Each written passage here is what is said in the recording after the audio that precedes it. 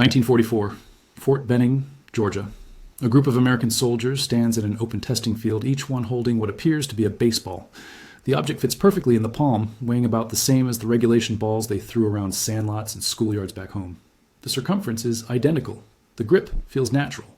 For young men raised on America's national pastime, the motion should be instinctive. An officer gives the signal. A soldier pulls a small pin, cocks his arm back in the familiar pitching stance every American boy learns before he can ride a bicycle, and throws. The grenade never reaches its target. It detonates in midair just feet from the thrower's hand. Shrapnel tears through the testing area. Men scream, medics rush forward. Another soldier lies wounded, victim not of enemy fire, but of American ingenuity gone catastrophically wrong. This scene would repeat itself with horrifying regularity over the following months. By the time the program was finally abandoned, this weapon, designed to feel as natural as playing catch, would kill and wound more American servicemen than had ever harmed a single enemy soldier. The T13 Beano grenade, nicknamed for the beloved ball game it was meant to emulate, would earn a far darker distinction in military history. It became the grenade that America built to save its soldiers and ended up destroying them instead. The logic behind the weapon seemed flawless. The execution would prove fatal, and in the twisted arithmetic of war, sometimes the weapons meant to protect soldiers become the very things that kill them. The problem facing American military planners in the early years of World War II was fundamentally one of training and human instinct. The United States was rapidly transforming from a peacetime nation of roughly 130 million civilians into a military powerhouse capable of projecting force across two oceans simultaneously. Millions of young men who had never held anything more dangerous than a hunting rifle were being asked to become soldiers in a matter of weeks. Hand grenades presented a particular challenge. The standard American fragmentation grenade of the era was the Mk2, commonly known as the pineapple grenade for its distinctive segmented cast iron body. The Mk2 was an effective weapon, capable of producing lethal fragmentation within a radius of roughly 15 yards. It had served American forces since 1918 and would continue in service through Korea and into Vietnam. But the Mk2 had characteristics that made it difficult for inexperienced soldiers to use effectively. It weighed approximately 1 pound 5 ounces, significantly heavier than anything most young men had experienced throwing with precision. Its shape was bulky and awkward, nothing like the smooth spheres that dominated American sports. The deep grooves designed to aid fragmentation also made the grenade difficult to grip securely, especially with sweaty or bloody hands.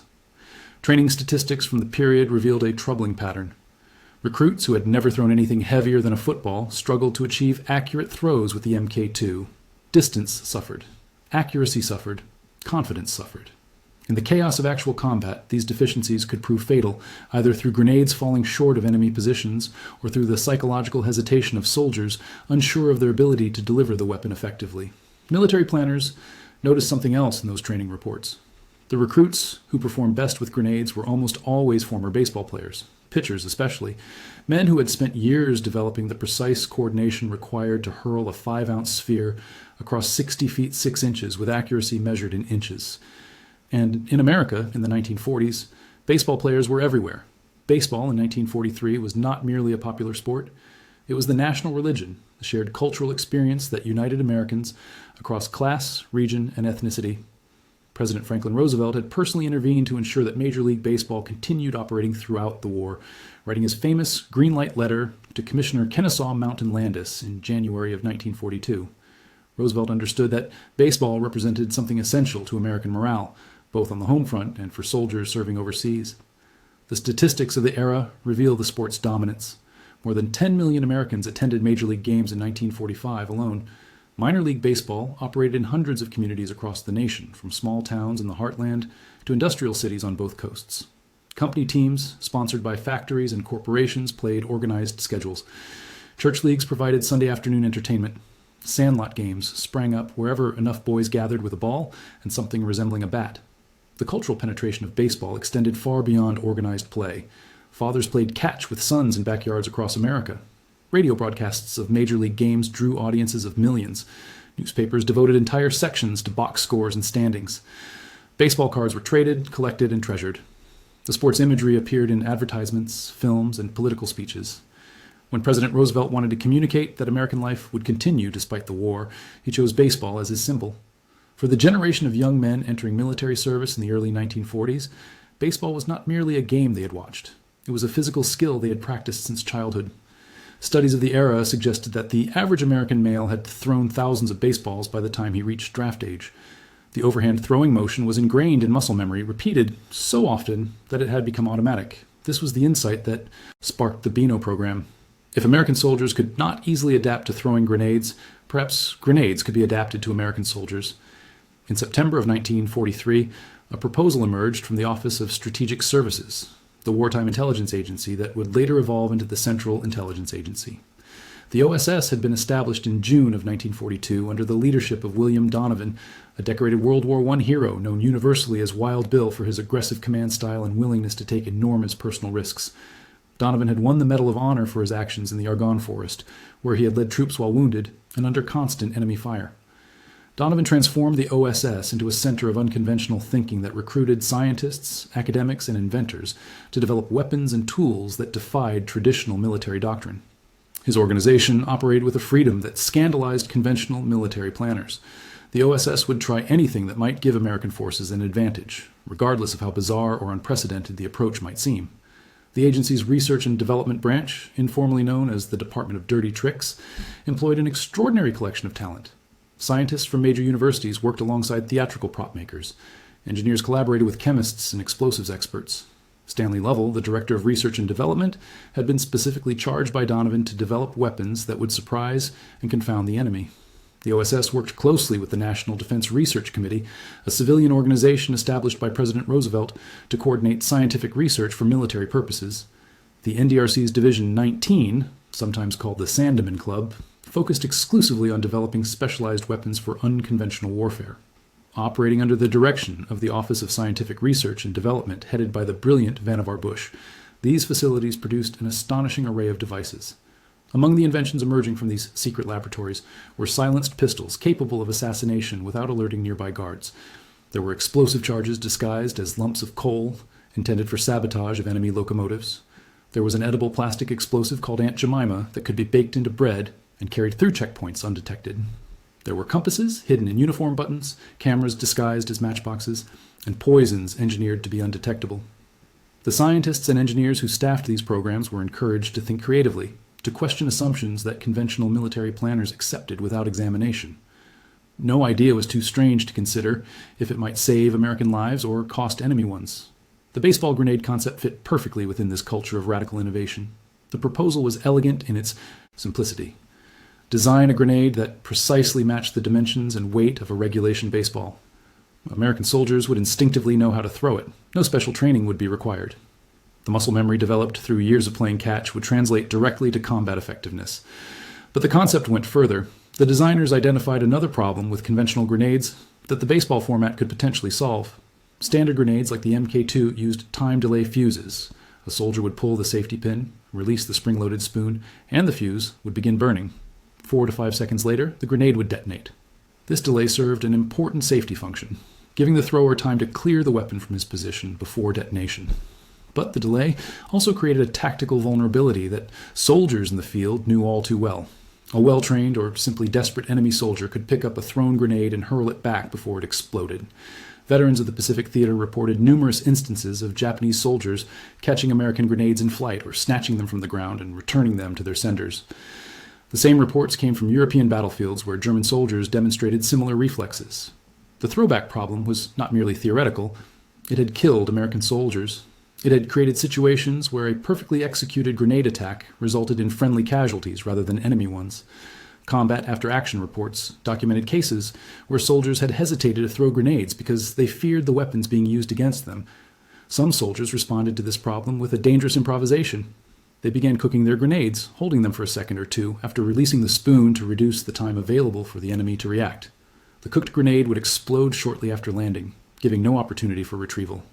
Cooking was extraordinarily dangerous. The fuse timing on Mk2 grenades was inconsistent, varying by as much as a full second depending on manufacturing tolerances, temperature, and humidity. The nominal 4 to 5 second delay might in practice be 3 seconds or 6 seconds. A soldier who held a grenade for what he thought was a safe interval might find that particular grenade running fast. More than one American soldier died when a cooked grenade exploded in his hand or immediately after release, before it had traveled far enough to avoid killing the thrower. The practice was officially discouraged, but continued because soldiers feared the alternative more than they feared the risk. The baseball grenade would theoretically solve this problem through an innovative approach. Instead of a time delay fuse, the new weapon would use an impact fuse. The grenade would detonate instantly upon striking any solid surface. No delay. No opportunity for the enemy to throw it back. No need for dangerous cooking techniques. The combination seemed ideal. A grenade that any American could throw accurately, that would explode on contact, that would eliminate the throwback problem entirely. The OSS brought the concept to the Army Ordnance Department, which agreed to pursue development. A manufacturing partner was needed, one with precision engineering capabilities and experience with small mechanical devices. They chose the Eastman Kodak Company. Kodak might seem an unusual choice for weapons development, a photography company better known for cameras and film than explosives and ordnance. But the Rochester, New York giant had become deeply integrated into the American war effort in ways that few civilians understood. The company's expertise in precision optics made it invaluable for developing gun sights and targeting systems. Its chemical engineering capabilities produced specialized materials for military applications. Its manufacturing facilities, designed for the precision tolerances required by camera mechanisms, could produce small mechanical components to exacting specifications. Kodak ranked 62nd among American corporations in the value of wartime production contracts. The company's Holston Ordnance Works, operated by Tennessee Eastman, had become the largest producer of RDX explosives in the world by January 1944. At peak production near war's end, the plant produced 1.5 million pounds of explosives daily. That same subsidiary was secretly involved in the Manhattan Project, operating the Y-12 facility at Oak Ridge, Tennessee, which produced enriched uranium. Perhaps most relevantly for the Beano program, Kodak had extensive experience manufacturing small, precision mechanical devices that had to function reliably under varying conditions. Camera shutters, film advancement mechanisms, and exposure controls required exactly the kind of engineering that a grenade fuse would demand. Kodak's engineers approached the grenade project with the same precision they applied to their camera mechanisms. The specifications were demanding. The grenade body had to be spherical, measuring approximately 3 inches in diameter with a circumference of 9.5 inches, closely matching a regulation baseball. The weight would initially target 5.5 ounces, though this would later be increased to approximately 12 ounces to achieve adequate lethality. The body consisted of a thin steel casing, just 0.04 of an inch thick, constructed from 2 stampings joined at the equator. This thin wall would fragment into lethal shards upon detonation while keeping the total weight manageable. Inside went a charge of Composition A explosive, chosen for its fragmentation characteristics. The fuse mechanism was the most innovative and ultimately most problematic element. Designated the T5 impact fuse, it had to solve a fundamental engineering challenge. The grenade needed to be safe to handle before throwing, arm itself. During flight, and detonate instantly upon impact with any surface at any angle. The solution involved a weighted butterfly cap that the thrower held with 2 fingers, similar to gripping a baseball for a knuckleball pitch. When thrown, this cap would separate from the grenade body, trailing a length of nylon cord. As the cord unwound during flight, it would pull a secondary arming pin, activating the impact mechanism. The grenade would then detonate when a spring-loaded firing pin struck a percussion cap upon contact with a hard surface. In theory, the sequence meant the grenade could not detonate until it had traveled far enough from the thrower for the arming cord to fully extend. In theory, the impact mechanism would function regardless of the angle at which the grenade struck its target. In theory, the weapon would be both safe and devastating. Theory and practice would prove tragically different. Kodak completed production of the initial test batch in early 1944. On January 29th of that year, the Ordnance Department officially designated the weapon as grenade, hand, fragmentation, T12, using fuse, grenade, and impact T5. The designation would later change to T13 during continued development. The grenades were shipped to Aberdeen Proving Ground in Maryland for comprehensive evaluation. Aberdeen was the Army's primary facility for testing ordnance, a sprawling complex where everything from rifle cartridges to heavy artillery underwent rigorous examination before approval for combat use. The initial tests at Aberdeen proceeded encouragingly. Fragmentation tests demonstrated an effective casualty radius of up to 20 yards, with fragment densities superior to the Mk2 at close range. Laboratory evaluations, including sensitivity testing, jolt and jumble assessments, chemical stability verification, and temperature effect analysis all produced acceptable results. The grenades were then sent to Fort Benning in Georgia for operational trials. Here, actual infantry soldiers would throw live grenades under conditions approximating combat use. The infantry board would evaluate whether the weapon performed as intended in the hands of typical troops rather than trained technicians. Initial results seemed promising. Soldiers reported that the baseball grip felt natural and intuitive. Throwing distances exceeded those typically achieved with the heavier Mk2. Accuracy appeared improved. The fundamental concept was validated. Then the casualties began. During one of the Fort Benning throwing tests, a grenade detonated prematurely. The explosion occurred not at the target area, but in proximity to the throwing position. 3 soldiers were wounded by shrapnel from what should have been a completely safe distance. Investigation revealed troubling inconsistencies in the arming mechanism. The butterfly cap sometimes separated from the grenade body faster than anticipated, beginning the arming sequence before the weapon had traveled a safe distance. The arming core did not always extend smoothly, occasionally tangling or binding. The impact fuse proved more sensitive than designed, triggering from forces less severe than the intended ground impact. Engineers examined the failed grenades and the records of successful throws. They identified potential contributing factors. They proposed modifications. But the fundamental problem remained. The weapon was attempting to do something extremely difficult, to distinguish between the intended hard impact of landing and the unintended hard impacts that might occur during the throwing motion itself. Despite these concerns, military necessity pressed the program forward. By June of 1944, Allied forces had landed at Normandy. The greatest amphibious invasion in history was unfolding across the beaches of France. The breakout from the beachheads, the liberation of Paris, the push toward Germany, all required vast quantities of weapons and ammunition. The supply chain that fed the Allied advance consumed material at rates that staggered logistical planners. On June 2, 1944, the Army placed an order for 825,000 Beano grenades to fill OSS, Army, and Marine Corps requirements. The weapons were needed. They would be produced. Production resumed while engineers worked to address the identified problems. New fuse variants designated T5E1 and T5E2 incorporated modifications intended to improve reliability and safety. The mechanisms were refined. The tolerances were tightened. The grenades already manufactured would be inspected and issued while improved versions entered production. The pressure of war allowed no pause for perfection. Then came November 3, 1944. During a routine throwing test at Fort Benning, a civilian participating in the evaluation threw a Beano grenade. According to accounts preserved in military records and cited in later ordnance publications, the man threw the grenade nearly straight up into the air. The weapon reached its apex, began falling back to earth, and struck the thrower directly on the head. The impact detonated the grenade instantly. The man was killed. The incident was bizarre enough to seem almost darkly comic in its particulars. Who throws a grenade straight up? What possible error in technique could produce such a catastrophically misguided throw? Later analysts suggested various explanations. Perhaps the thrower lost his grip. Perhaps he was demonstrating something to observers. Perhaps he simply made an error that would have been harmless with any other weapon. But the implications were deadly serious. The grenade had functioned exactly as designed, detonating upon contact with a hard surface. The weapon made no distinction between enemy fortifications, rocky ground, tree trunks, and the skull of the man who threw it. The impact fuse was precisely as sensitive as the engineers had made it, and that sensitivity had killed an American on American soil during what should have been a routine test. Investigators recommended halting production until the fuse could be redesigned. This recommendation was overruled.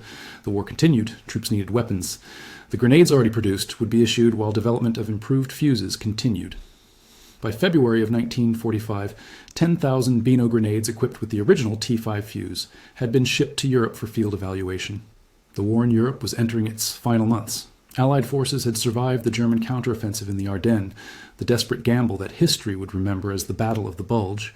Now the push into Germany itself was underway. Rivers were being crossed. Cities were being liberated.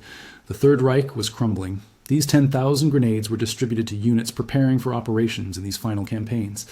OSS teams operating behind German lines received shipments. Infantry units pushing toward the Rhine received allocations.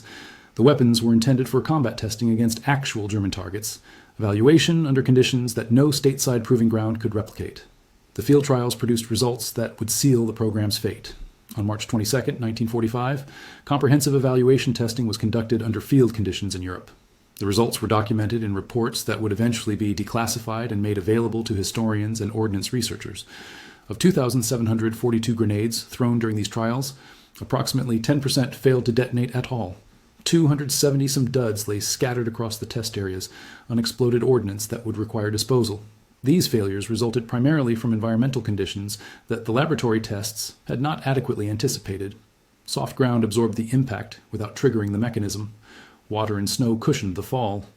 Cold weather caused components to freeze or malfunction. Mud clogged the firing mechanism.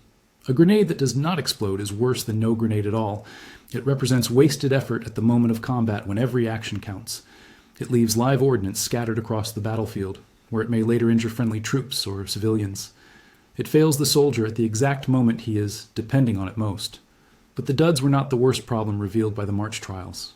5 grenades detonated prematurely during the evaluation. These were not duds. These were the opposite of duds. These were weapons that exploded when they should not have, during the throwing motion or immediately after release, before they had traveled a safe distance from the soldiers who threw them. 2 American soldiers were killed in these premature detonations. 44 others were wounded. The casualties accumulated across multiple incidents as grenade after grenade exploded at the wrong moment. Men who had survived months of combat against German forces were killed or maimed by American weapons on ground, already secured by Allied forces. The casualty reports reached General Joseph Stilwell, commanding general of Army Ground Forces. Stilwell was one of the most experienced combat commanders in the American military, a veteran of decades of service who had commanded American and Chinese forces in the brutal Burma campaign. He had walked out of Burma on foot when Japanese advances made evacuation impossible, leading his staff through jungle terrain that killed weaker men. He had fought to reopen the supply lines to China through some of the most difficult terrain on Earth. Now, recalled from Asia after conflicts with Chiang Kai-shek, Stilwell had been appointed to oversee all ground force training and mobilization in the United States. His headquarters was at the Pentagon, but his attention was on the fighting men who would carry American arms into battle. From this position, he received reports on every aspect of ground force operations, including weapons testing. Known as Vinegar Joe for his caustic personality and demanding standards, Stilwell had seen enough combat to recognize a weapon that created more danger for friendly forces than for the enemy. He had no tolerance for equipment that killed the soldiers who were supposed to use it. His job was to prepare men for combat, not to send them into battle with weapons that might murder them before the enemy got the chance. On March 29, 1945, 1 week after the disastrous field trials, Stilwell ordered all testing of the Beano grenade stopped. Production was suspended immediately pending thorough investigation. No additional grenades would be manufactured. No additional grenades would be shipped to combat units. The weapons already in the field would be collected and secured. The investigation revealed what combat conditions had made painfully clear. The T5 impact fuse was fundamentally flawed. The mechanism that armed the grenade during flight could be triggered by forces other than the intended ground impact. If the thrower failed to hold the butterfly cap correctly during the throwing motion, the cap could jerk the arming pin prematurely. If the soldier stumbled while throwing, the sudden motion could activate the mechanism. If the cord tangled or caught on equipment, disaster could follow. The impact fuse was too sensitive for conditions other than controlled testing. Rain made it unreliable. Cold weather caused components to freeze.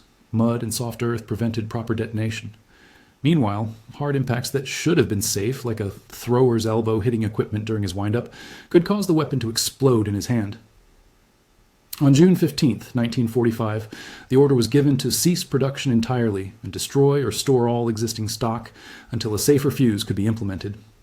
Kodak engineers continued attempting to solve the fundamental problems, developing additional variants including the T13E3, which incorporated a spoon-type safety lever similar to conventional grenades. But by then, the war was ending. Germany had surrendered in May. Japan would surrender in August. The urgent need that had driven the Beano program forward despite its obvious dangers no longer existed. With the end of World War II, further development of the baseball grenade was not warranted. All remaining stores were ordered destroyed. Because of OSS involvement, most records relating to the program were classified. The Beano would disappear into military archives, its existence known only to those who had worked on it or suffered from its failures. The grenade that was designed to leverage American cultural identity had instead demonstrated a fundamental flaw in the concept of weapons development by cultural assumption.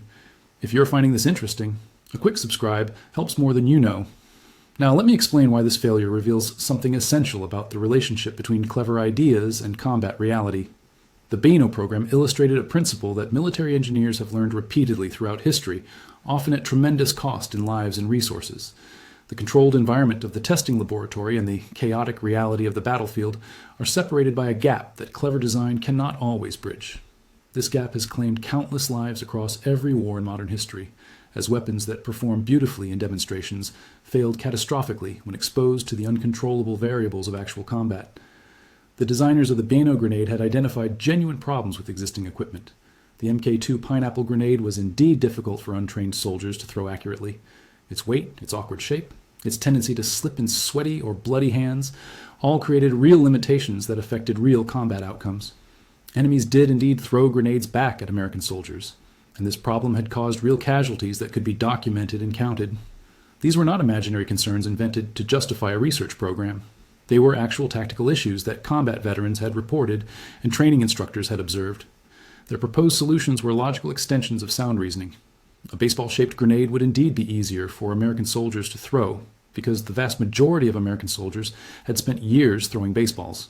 An impact fuse would indeed eliminate the throwback problem, because a grenade that detonates on landing gives no opportunity for retrieval and return.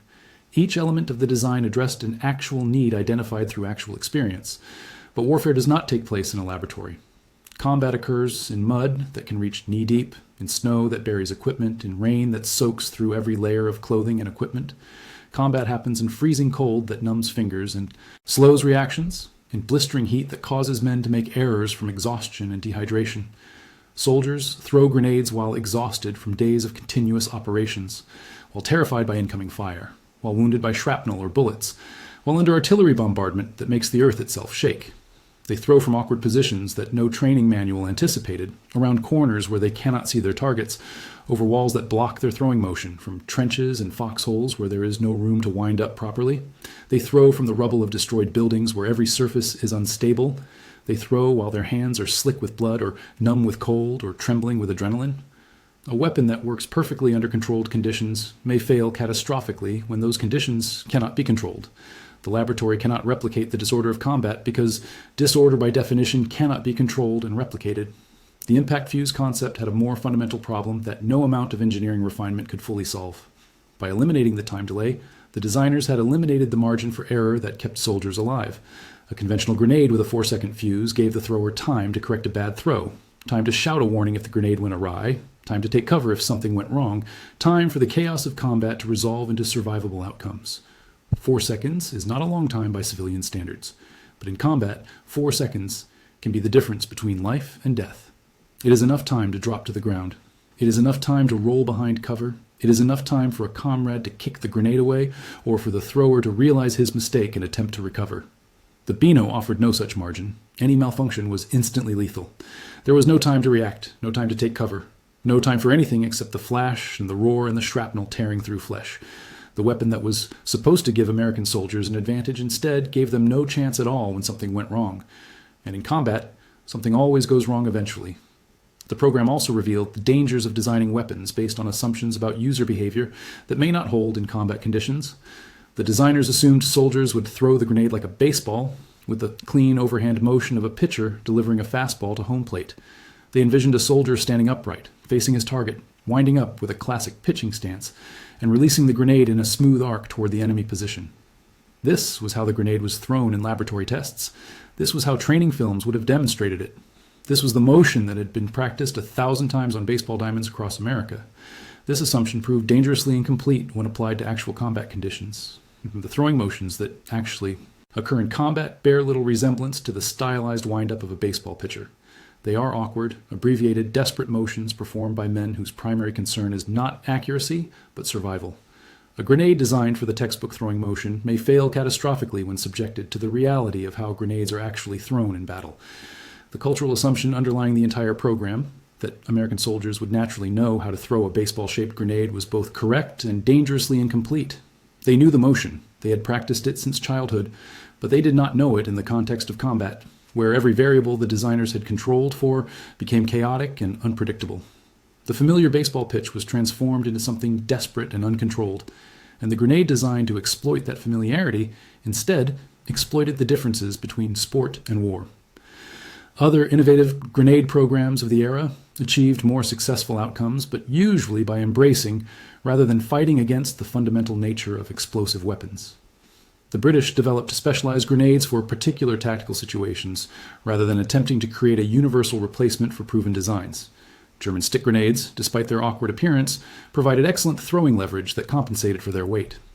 The most successful American grenade innovation of the war was not a new weapon at all, but rather improved training methods that taught soldiers to work effectively with the equipment they had. By the end of the war, American infantrymen were among the most proficient grenade users in any army, not because their grenades had been redesigned, but because their training had been refined. The Beano program consumed resources that might have been applied elsewhere. Engineering talent at Kodak spent months refining a weapon that never saw successful combat use. Manufacturing capacity produced hundreds of thousands of grenades that were ultimately destroyed, unused.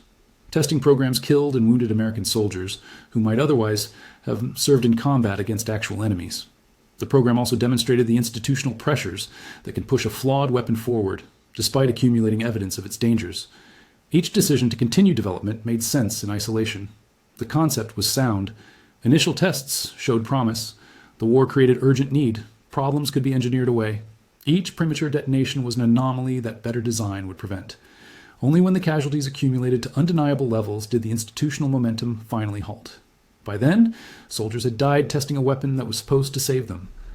The legacy of the Beano program extended beyond its immediate failure. The experience informed post-war weapons development with hard-won lessons about the gap between laboratory performance and combat effectiveness. Impact fused. Grenades would continue to be developed and deployed by various militaries, but with more sophisticated safety mechanisms and more realistic testing protocols that attempted to account for the variables that had made the Beano so dangerous.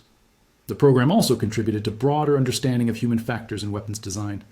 The field of ergonomics, the study of how humans interact with equipment and systems, would grow substantially in the post-war decades.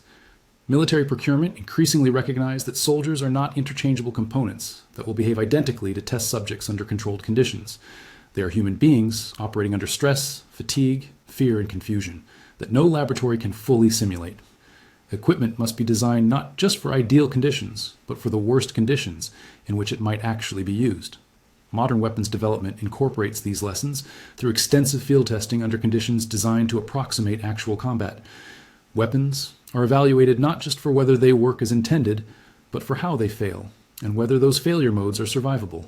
Safety mechanisms are designed to account for user error, for equipment malfunction, for environmental conditions that deviate from specifications. The Beano grenade remains an obscure footnote in military history, known primarily to ordnance collectors and military historians who specialize in the unconventional weapons of World War II. Examples of the weapon are exceptionally rare today, as most were destroyed at the war's end in compliance with orders to eliminate the defective ordnance. Those that survived, primarily training examples and unfilled casings, command premium prices at auction, valued for their historical significance and scarcity, rather than any practical utility. Collectors have documented specimens bearing the EKC markings of the Eastman Kodak Company, silent witnesses to an ambitious program that ended in tragedy. The soldiers who were killed or wounded by their own baseball grenades have no monument dedicated to their specific sacrifice. Their names appear in casualty records alongside those who fell in combat against enemy forces, their deaths attributed to training accidents or equipment failures rather than enemy action. They were victims of American ingenuity, killed by a weapon that embodied the best intentions and produced the worst outcomes imaginable. They trusted the equipment their country gave them. That trust proved fatal. Today, the Beano stands as a reminder that innovation carries risks that enthusiasm can obscure. The designers who created the baseball grenade were not fools or incompetents. They were skilled engineers solving genuine problems with creative approaches. Their failure resulted not from stupidity, but from the irreducible complexity of warfare, which defeats elegant solutions with brutal regularity. The Mk2 pineapple grenade, with all its awkwardness and limitations, continued serving American forces through Korea and into Vietnam. Soldiers learned to work with its weight, its awkward shape, its time delay fuse. They adapted their technique rather than demanding the weapon adapt to them. Sometimes the proven solution, imperfect as it may be, serves better than the innovative alternative that promises everything and delivers catastrophe. The young men who stood on those testing grounds at Aberdeen and Fort Benning had grown up playing baseball. They had learned to throw before they learned to read. The baseball grenade felt right in their hands, familiar and natural, like something from home brought into the strange and terrifying world of war. It was that very familiarity that made the Beano so dangerous. The soldiers trusted it because it felt like something they knew. They threw it with the confidence of a pitcher delivering a fastball, expecting the clean arc and distant impact they had experienced 1,000 times on summer afternoons. Instead, some of them experienced only a flash, a roar, and the end of everything. Because in the end, a baseball is just a ball. And a grenade, no matter what shape it takes, is always a bomb. And bombs do not care how familiar they feel in your hand.